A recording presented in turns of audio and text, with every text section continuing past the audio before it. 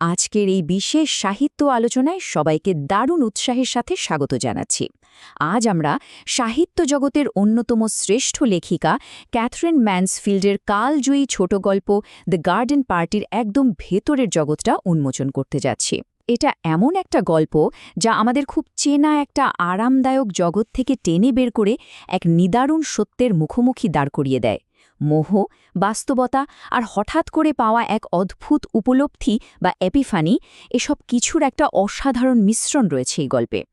১ শতাব্দীর পুরনো একটা গল্প কিভাবে আজও আমাদের আত্মতুষ্টিতে আঘাত করতে পারে তা নিয়েই আজ আমরা বিস্তারিত আলোচনা করব। গল্পের একেবারে শেষে প্রধান চরিত্র লরা মাত্র ২টো শব্দ উচ্চারণ করে, ফরগিভ মাই হ্যাট, বা আমার টুপিটাকে ক্ষমা করে দিও। এই হৃদয় বিদারক আর আপাতদৃষ্টিতে অদ্ভুত দুটো শব্দই হল আমাদের আজকের এই আলোচনার প্রধান রহস্য। কিভাবে একটা ঝলমলে আনন্দের দিনে একটা সাধারণ টুপি এত গভীর অনুশোচনা আর উপলব্ধির প্রতীক হয়ে উঠতে পারে, সেটাই আমরা আজ ধাপে ধাপে ডিকোড করব। আচ্ছা, চলুন সোজা মূল কথায় যাওয়া যাক। আমাদের আজকের আলোচনার রোডম্যাপটা ঠিক এরকম। প্রথমে আমরা দেখব একটা নিখুঁত গ্রীষ্মের দিন, এরপর একটা সাজানো বুদবুদের কিছু প্রতীক, তারপর হঠাৎ উপলব্ধির ব্যবচ্ছেদ, আড়ালে থাকা বর্ণনার কৌশল, আর সব শেষে একটা ঝলমলে সত্যের স্বীকৃতি। চলুন শুরু করা যাক। প্রথম পর্ব, নিখুঁত গ্রীষ্মের একটা দিন।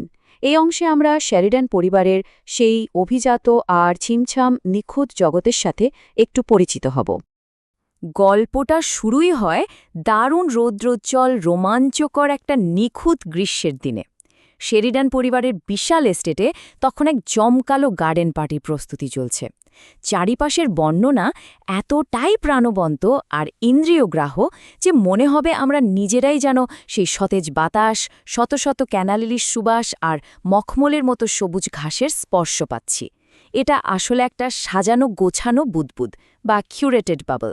সব কিছুই সুন্দর, আরামদায়ক আর নিরাপদ।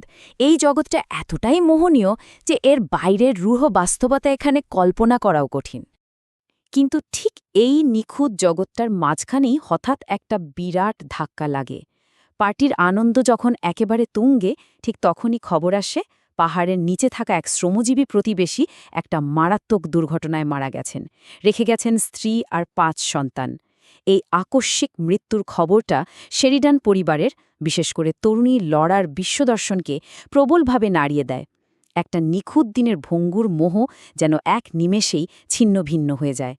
লরা চায় পার্টি বাতিল করতে, কারণ তার কাছে মনে হয় প্রতিবেশীর মৃত্যুর দিনে আনন্দ ফুর্তি করাটা রীতিমতো একটা অবিচার। কিন্তু আশ্চর্যের বিষয় হল তার পরিবার এই দুর্ঘটনাটাকে পাত্তাই দেয় না। দ্বিতীয় পর্ব, সাজানো বুদবুদের প্রতীক।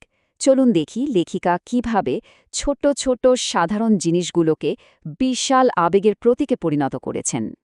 এখন এখানকার সবচেয়ে কৌতূহলোদ্দীপক ব্যাপারটা হলো এই প্রতীকগুলো কিভাবে কাজ করছে। লিলি ফুল এখানে আভিজাত্য, পবিত্রতা আর পুনর্জন্মের প্রতীক। লরার মা মনে করেন এই লিলি ফুলগুলো নিম্নবিত্ত মানুষদের মুগ্ধ করার একটা দারুণ উপায়। আর লরার ওই টুপিটা, সেটা আসলে সামাজিক বিভাজন আর বাস্তবতার দুঃখ থেকে নিজেকে আড়াল করে রাখার একটা নিখুঁত উপায়। যখন পার্টি বাতিল করার কথা ওঠে, তখন মা তাকে একটা চমৎকার টুপি উপহার দিয়ে তার মন ঘুরিয়ে দেন।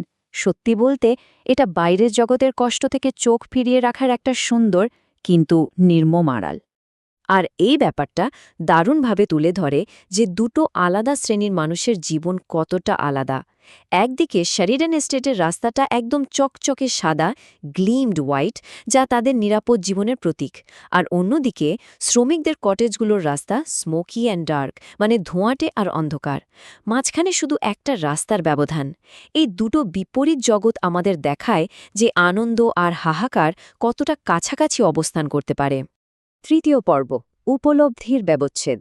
এখানে আমরা দেখব লরার এই মনস্তাত্ত্বিক পরিবর্তনের পেছনের আসল মেকানিজমটা আসলে কি। আধুনিক সাহিত্যে এপিফ্যানি বা হঠাৎ উপলব্ধি ভীষণ গুরুত্বপূর্ণ একটা ব্যাপার। তাত্ত্বিক মরিস বেজারের মতে এটা হলো এমন একটা আকস্মিক আধ্যাত্মিক উন্মোচন যা হয়তো খুব সামান্য কোনো ঘটনা থেকে তৈরি হয়, কিন্তু এর প্রভাব হয় সেই ঘটনার তুলনায় বিশাল। লরা যখন খাবার নিয়ে সেই অন্ধকার কটেজে ঢোকে এবং মৃত মানুষটার শান্ত মুখমণ্ডল দেখে, ঠিক তখনই তার ভেতরে এই এপিফানি ঘটে। একটা সাধারণ দৃশ্য মনের ভেতর বিশাল ফাটল তৈরি করে দেয়, নিমেষেই পার্টি, স্যান্ডউইচ, সামাজিক উদ্বেগ সব যেন হাওয়া হয়ে যায়। লেখক জোসেফ কনরাডের দর্শনটা একটু খেয়াল করুন। তিনি বলেছিলেন, সাহিত্যের মূল উদ্দেশ্যই হল পাঠককে শোনাতে পারা, অনুভব করাতে পারা আর সবার উপরে দেখাতে পারা। ক্যাথরিন ম্যানসফিল্ড ঠিক এই জাদুটাই দেখিয়েছেন এখানে। তিনি এমন এক আবহ তৈরি করেছেন যাতে লরা যখন সেই সত্যের মুখোমুখি হয় তখন আমরাও যেন তার সাথে সেই একই উপলব্ধি অনুভব করতে পারি। একসাথে দেখা, শোনা আর অনুভব করার এই অসাধারণ মিশ্রণই গল্পটাকে এতটা জীবন্ত করে তুলেছে। চতুর্থ পর্ব, আড়ালে থাকা কৌশল। চলুন এবার ফরাসি তাত্ত্বিক জেরার্ড জেনেটের লেন্স দিয়ে গল্পের ভেতরের লুকানো মেকানিজমটা একটু বোঝার চেষ্টা করি। এখানে সবচেয়ে গুরুত্বপূর্ণ পয়েন্টটা হল স্টোরি আর ন্যারেটিভের পার্থক্য। জেনেটের মতে স্টোরি হল আসল ঘটনাগুলোর কালানুক্রমিক ধারা, যা একেবারে বাস্তব, কিন্তু ন্যারেটিভ হল সেই টেক্সট যার লেখক খুব সুকৌশলে নির্বাচন করে আমাদের সামনে তুলে ধরেন। ম্যানসফিল্ড ইচ্ছে করেই গার্ডেন পার্টির জমকালো আয়োজনটাকে বিস্তারিতভাবে বর্ণনা করেছেন, কিন্তু শোকাহত পরিবারের কষ্টটাকে সেভাবে সামনে আনেননি। এই সিলেক্টিভ ফোকাসের মাধ্যমে তিনি লড়া সীমাবদ্ধ দৃষ্টিভঙ্গিটা আমাদের সামনে নিখুঁতভাবে ফুটিয়ে তুলেছেন। শুধু কি তাই, বর্ণনার গতি আর ছন্দটাও কিন্তু এখানে একটা বড় ফ্যাক্টর। এলিপসিস, পজ, সিন আর সামারির মাধ্যমে লেখক গল্পের গতি দারুণভাবে নিয়ন্ত্রণ করেছেন। লড়ার আনন্দের সময়গুলোতে মনে হবে যেন নিঃশ্বাস ফেলারও সময় নেই, কিন্তু লড়া যখন সেই মৃতদেহ দেখতে যায় তখন গল্পের গতি একেবারে ধীর, শান্ত আর ভারী হয়ে ওঠে। এই গতি নিয়ন্ত্রণের কারণেই লড়ার সেই মনস্তাত্ত্বিক ধাক্কাটা আমরা একদম নিজেদের ভেতরে অনুভব করতে পারি। পঞ্চম এবং শেষ পর্ব, সত্যের স্বীকৃতি। চলুন এবার দেখি এই গল্পের চূড়ান্ত মুহূর্তটা আসলেই কতটা কার্যকরী। জানলে হয়তো অবাক হবেন, ইন্টিগ্রেশন ফিকশন লেন্স স্কোর অনুযায়ী ম্যানসফিল্ডের এই মাস্টারপিসকে 10-এর মধ্যে মাত্র 3 দেয়া হয়েছে। হ্যাঁ, শুনতে একটু অদ্ভুত লাগছে তাই না?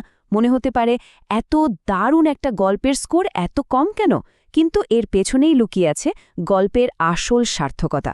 চলুন ব্যাপারটা একটু পরিষ্কার করি। স্কেলটার দিকে একটু তাকালেই ব্যাপারটা পরিষ্কার হয়ে যাবে। এখানে 1 থেকে 3 মানে হলো রেকগনিশন বা সত্যকে দেখতে পাওয়া, আর 3 স্কোর পাওয়ার মানে হলো এটা রেকগনিশনের ক্ষেত্রে একেবারে বিশ্বমানের একটা গল্প। এটা লড়াকে একটা জীবন বদলানো উপলব্ধির সামনে এনে দাঁড়ায় ঠিকই, কিন্তু তারপর সে বাস্তবে কি করবে তার কোনো সমাধান দেয় না। আমরা শুধু সত্যের সেই ঝলমলে বাজ পড়ার মুহূর্তটুকু দেখতে পাই, কিন্তু ঝড়ের পরের দিন কি ঘটবে সেটা আমাদের অজানা থেকে যায়।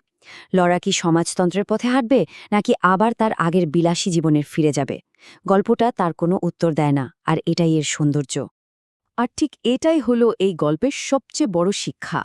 আনন্দ আর বিষাদ, সৌন্দর্য আর কঠোর বাস্তবতা, জীবন আর মৃত্যু, এরা একে অপরের পরিপূরক হিসাবে পাশাপাশি অবস্থান করে। লরা যখন মৃত মানুষটার মুখে এক অদ্ভুত অবিচল শান্তি দেখতে পায় তখন সে বুঝতে পারে এটাই আসল সত্য। এই দুটো বিপরীত জিনিসকে একসাথে দেখতে আর বুঝতে পারাই হলো প্রকৃত প্রজ্ঞা। তার সে ফরগিভ মাই হ্যাট উক্তিটা হলো তার এই সাময়িক অহংকারের জন্য মহাবিশ্বের কাছে এক অদ্ভুত সুন্দর ক্ষমা প্রার্থনা। শেষ করার আগে একটা চিন্তার খোরাক রেখে যেতে চাই। আমরা প্রত্যেকেই কিন্তু নিজেদের তৈরি করা একটা নিরাপদ, সুন্দর বুদবুদের মধ্যে বাস করি, ঠিক ওই শেরিডান পরিবারের মতো। কিন্তু একবার ভাবুন তো, আমাদের ওই সাজানো বাগানের গেটের ঠিক বাইরে কি অপেক্ষা করছে? আমাদের আরামদায়ক জগতের বাইরে থাকা বিশাল রুক্ষ পৃথিবীর প্রতি আমাদের দায়বদ্ধতাগুলো আসলে কি? জ্ঞানকে শুধু উপলব্ধি না করে কিভাবে জীবনে প্রয়োগ করা যায় সেটাই মূল লক্ষ্য হওয়া উচিত। আজকের আলোচনা এখানেই শেষ করছি। আশা করি এই অসাধারণ গল্পটা সম্পর্কে আপনাদের ভাবনার জগতে নতুন একটা জানালা খুলে গেছে।